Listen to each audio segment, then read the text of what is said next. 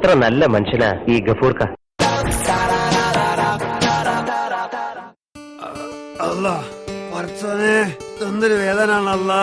കാലും കയ്യും അനക്കാൻ പറ്റില്ലല്ലോ പടച്ചോനെ. ഒഴുക്കത്തെ വേദനാണല്ലത്. മഴക്കാലം വന്നാലുള്ള പ്രശ്നമാണിത്. ഗഫൂർക്ക ആരാ? ഇത് ഞാനാ, പുരുഷോത്തമൻ. ഈ ഇങ്ങോട്ട് കേറി പോരടോ. അല്ല, ഇതെന്താ ഗഫൂർക്കാക്ക് സുഖമില്ലേ? ഒന്നും പറയണ്ട മോനെ, കാലും കയ്യും അനക്കാൻ പറ്റുന്നില്ല. ആ, ഇത് സൂക്കേട് വേറെയാ.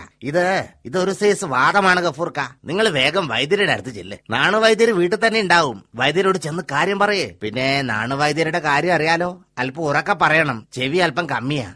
വൈദ്യരെ മരുന്ന് കഴിച്ചാൽ മാറൂല്ലേ? പിന്നല്ലാതെ, പുള്ളിക്ക് കാര്യം പിടികിട്ടി കഴിഞ്ഞാൽ പിടിന്ന് സൂക്കേട് മാറും. ചെല്ല്, തണുപ്പടിക്കണ്ട, തലയിൽ എന്തെങ്കിലും കെട്ടിക്കോ.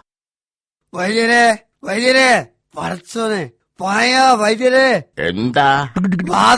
വാദം. വാണമോ?